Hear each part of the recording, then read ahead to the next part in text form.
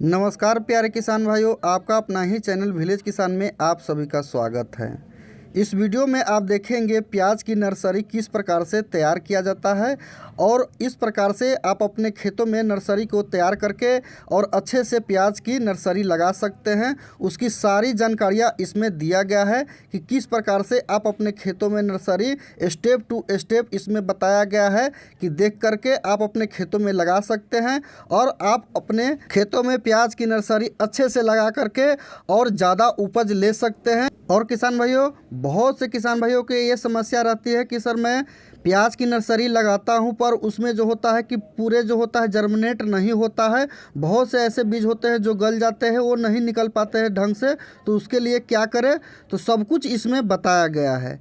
Channel पर पहली बार आए हैं तो चैनल को सब्सक्राइब करके और वीडियो को लाइक कर दे। तो चलिए किसान भाइयों वीडियो स्टार्ट करते हैं। तो किसान भाइयों, सबसे पहले बात करते हैं कि कौन से मिट्टी में प्याज की नर्सरी लगाया जा सकता है। तो इंडिया के लगभग सभी प्रकार के जो उपजाऊ मिट्टी होता है उसमें आप इसका नर्सरी लगा सकते हैं। और नर्सरी जो होते हैं किसान भाइयों की आगाज खेती करने के लिए नवंबर से लेकर के दिसंबर तक लगा देते हैं तो बहुत ही अच्छा होता है। और बहुत से किसान भाई ऐसे होते हैं जो कि अक्टूबर में भी इसका नर्सरी लगाते हैं। तो ये जलवायु के ऊपर डिपेंड करता है कि किस राज्य में कैसा जलवायु चल रहा होता है। अगर ठंडी सीजन का लास्ट महीना चल रहा होता है तो उसमें जो होता है इसका नर्सरी डाल देते हैं, क्योंकि ये गर्मी सीजन में जो होने वाला जो प्याज होता है उसका हार्वेस्टिंग होता है। तो जो ठंडी का लास्ट या सेकेंड लास्ट जो महीना चल रहा होता है उसमें इसका नर्सरी आप आराम से लगा सकते हैं। फिर बात आती है किसान भाइयों मिट्टी तैयारी की। तो मिट्टी तैयार करने के लिए गहरी जुताई जो होता है कि आप ट्रैक्टर से रोटावेटर से करवाएं और मिट्टी को बिल्कुल भुरभुरी बनाना होता है। और उसमें सारा हुआ जो गोबर के खाद होता है जो कि 6 महीना से पुराना होना चाहिए। जैसे कि 10 बाई 10 का नर्सरी आप लगाने जा रहे हैं, 10 फीट लंबाई और 10 फीट चौड़ाई, तो उसमें जो होता है कि 15 से लेकर के और 20 किलो जो होता है गोबर के खाद आपको देना जरूरी होता है। इस खाद को लेकर और फिर उस खेत में डाल करके और पूरे समतल कर दे और पाटा लगा करके इस प्रकार से देख रहे हैं कि तैयार कर ले। और फिर तैयार हो जाने के बाद क्या होता है किसान भाइयों कि इस प्रकार से जब खेत तैयार हो जाता है तब उसमें जो होता है नर्सरी का आकार बनाना होता है, यानी जो उसमें क्यारियाँ होते हैं वो बनाना होता है। जिस शेप में हमें उसको बुआई करना होता है उस शेप में इस प्रकार से बना करके उसको तैयार कर लेंगे।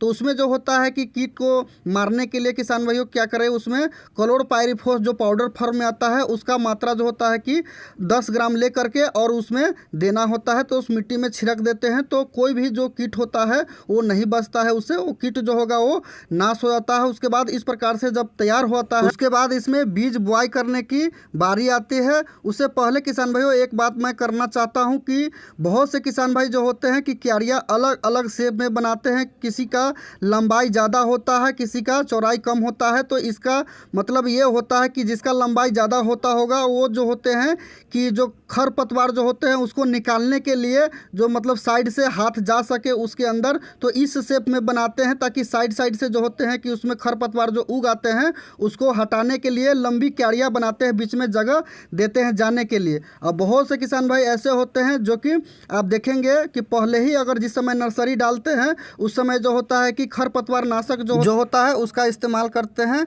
तो बिजाई के बाद जब पट्टा लगा देते हैं तो पेंडामेथिलीन का स्प्रे आप अपने क्यारियों में कर देते हैं तो खरपतवार नहीं आते हैं। अब बात करते हैं किसान भाइयों कि बीज जो होता है कि कौन सी लेना चाहिए। तो ये जो आप बीज देख रहे हैं ये मेरा अपना घर का बीज है जो बनाया हुआ हूँ, खेत में मैं खुद ही बीज बनाता हूँ। अगर आपके पास बीज घर पे उपलब्ध नहीं है तो आप मार्केट से ले सकते हैं। और किसान भाइयों उस वैरायटी को लेना चाहिए कि जो सा वैरायटी आपके एरिया में ज़्यादा चल रहा होगा उस वैरायटी का बीज जो होते हैं कि लेकर के आए नर्सरी के लिए। अच्छे बीज जो होते हैं जो कि जिसका गुणवत्ता बहुत ही अच्छा होता होगा, जो कि उपज ज़्यादा देती होगी, जो आपके लोकल एरिया में जिस वैरायटी का खेती ज़्यादा होती होगी उसी वैरायटी को चयनित करें और उसको ला करके और जो होता है किसान भाइयों इसको 12 घंटे के लिए पानी में भिगोना होता है। तो देख रहे हैं कि मैं इसको भिगो करके रखा हुआ हूँ और फिर 12 घंटा भिगोने के बाद क्या होता है कि उसको निकाल करके फिर उसमें छायेदार जगह पर रखना होता है ताकि उसका जो नमी होता है वो ख़त्म हो जाए। तब उसके बाद जो होता है इसको आगे लेकर के चलेंगे। तो इसको देख रहे हैं कि मैं 12 घंटे के लिए रख दिया था हूँ और इस प्रकार से देख रहे हैं कि भीगा हुआ है अभी थोड़ा थोड़ा सा। तो इसको निकाल करके और मैं इसको छायादार जो जगह होता है वहाँ पर रखूँगा, ताकि ये अच्छे से सूख सके। और सूखने के बाद जब इसका हम लोग छिड़काई करेंगे तो अच्छे से छिड़काव पूरे खेतों में होगा। इसका परत जो होगा अच्छे से बनेगा। इसका डिस्टेंस जो होगा बीज से बीज का डिस्टेंस जिस समय छिड़काव करेंगे उस समय अच्छे से होगा। अगर ये गीला रह जाता है तब उसके बाद छिड़काव करते हैं तो कहीं पर ज़्यादा और कहीं पे कम हो जाता है। और ऐसे भी कर सकते हैं किसान भाइयों, जो बारीकी से मिट्टी होता है उसमें भी मिला करके, या जो रेतीली मिट्टी होता है उसमें भी मिला करके आप इसको छिड़काव कर सकते हैं। तो चलिए देखते हैं कि किस प्रकार से इसको छिड़काव करना होता है। तो जहाँ पर आप नर्सरी तैयार किए होते हैं वहाँ पर जो होता है इसको हाथ में पकड़ करके बीज को, और जो हल्का हल्का से मात्रा में देखें कि क्यारी से बाहर ना निकले, और इस प्रकार से देख रहे हैं कि ऐसे करके छिड़काव करें। और एक अंतराल इसका बीज जो होता है उसका रख करके और पूरे क्यारियों में एक समान छिड़काव करें। और 10 बाई 10 का जो 10 फीट लंबा और 10 फीट चौड़ा जो होता है क्यारिया, उसमें जो होता है कि 100 ग्राम बीज लेकर के आप जो होते हैं कि तैयार करें नर्सरी। और बीज छिड़काव जब हो जाता है तब उसके बाद क्या करें किसान भाइयों कि इसको जो होता है कि थोड़ा सा ऊपर वाला जो मिट्टी होता है उसको हाथ से लेकर के मिला देना पड़ता है उंगली के सहारे या किसी भी कृषि यंत्र से, ताकि ये 1 इंची आधा से लेकर के 1 इंची नीचे तक चला जाए, ताकि जर्मिनेट होने में इसको आसानी हो और मिट्टी का पकड़ इसे ढंग से बन पाए बीजों को। तो ऐसे करके आप हाथ से करना चाहते हैं तो हाथ से ही ऐसे करके मिला सकते हैं, या कोई ऐसा कृषि यंत्र है उससे भी मिला सकते हैं, या बीज को छिड़काव करके इस प्रकार से मिट्टी ले करके थोड़ा सा एक परत ऊपर से डालें, हल्का हल्का सा जो परत हो, ताकि बीज जो होगा वो कवर हो जाए। तो इस प्रकार से मिट्टी को पूरे क्यारियों में गिरा दे। और गिराने के बाद जो होता है कि ये मिट्टी जब ऊपर से उठा रहता है तो फावड़ा या कुदाल जो होता है उसके सहारे से ऐसे कर करके धीरे धीरे जो होते हैं इसे दाब दे। इसको दाबने से ये होगा कि बीज जो होता है वो नीचे दब जाता है और उसके ऊपर जो मिट्टी का लेयर बना होता है वो चढ़ा होता है, उससे उसको नमी प्राप्त मात्रा में मिलती है। तो ऐसे दाब देने से ये होता है कि ढंग से जो बीज होगा वो जर्मिनेट होगा।